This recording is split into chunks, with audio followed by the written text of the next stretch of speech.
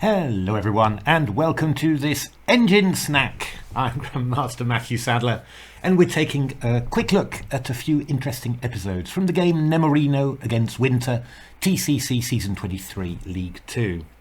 I always like it when themes that I've identified, spend a whole chapter on in my new book, The Silicon Road to Chess Improvement, sort of turn up in the games of engines, and this was a very nice one. This first episode is quite nice. We're actually kind of following a game, Ruby Chess against Stowflace, where Stowflace played the very risky Queen A2 and Ruby Chess won a fine game that's analysed elsewhere on this channel. But here in this position, Winter decided to play Rook H8, obviously anticipating H takes G6 to retake with H takes G6 and try and neutralise this pressure on the H file. But we got a typical march of the rook's pawn here, and we've seen so often in the games of AlphaZero and also all the other top engines nowadays. And this move H6 check was very, very nice. I mean, it forces the king to the back rank and just means that that this rook on H8 is cut off from the rest of black's position for forever. Now, obviously that reduces black's mobility. On the plus side, of course, the fact that white's played H6, it blocks up the king side, so white is less likely to get an attack there. Now, as the game continued, we got A3, Rook B8, Knight E2, C5. Winter trying to make something happen on the queen side, G4, King E8. Looks like black could castle, but not possible.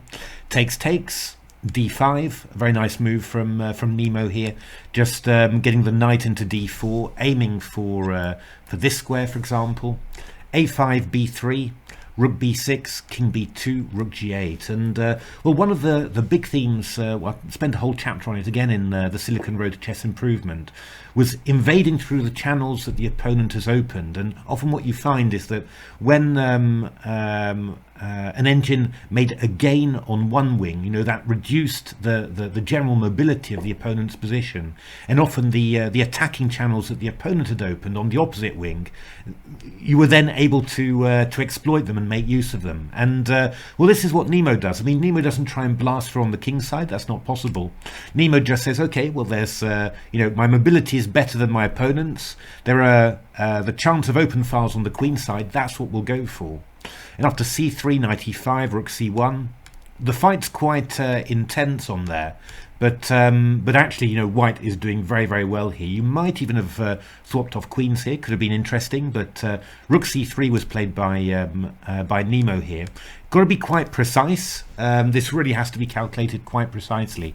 But Nemo had done that. I mean, he played King A2. And the key point is, and it's a nice idea actually, is that after Rook B3, you just go Rook B1, and you're swapping off the opponent's active pieces, leaving the opponent with passive ones. And this rook is not able to join in the fun, and well, we've got a move like bishop b5, trapping the queen.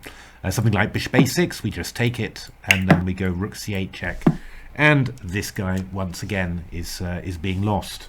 So yeah, definitely needed some calculation there, but the general principle, attack on the channel that the opponent had opened, is really quite strong here. And well, what you actually see is that here Nemo sacrifices the exchange on the queen side, gets the bishop onto b5, queen to c2 here, and you can really see that white's got the huge bind on the queen side now.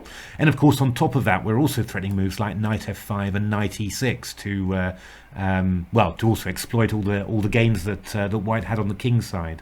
So after king f8, queen c3, queen d8, knight c4, another one of those great examples. Again, something we spend a chapter on in the Silicon Road. Exchange off the opponent's active pieces, leave him with passive ones. And after takes, well, I mean, all these guys look completely passive. This bishop biting into the pawn on d5, and we've got stuff like knight e6 coming in, rook c7. And the game carried on for a little while, but Nemo won it very, very easily. But a lovely exposition of march of the rook's pawn, invading through the channels the opponent has opened, and then exchanging off the opponent's active pieces, leaving him with passive pieces. Just three of those big themes in the Silicon Road to Chess Improvement in one quick game.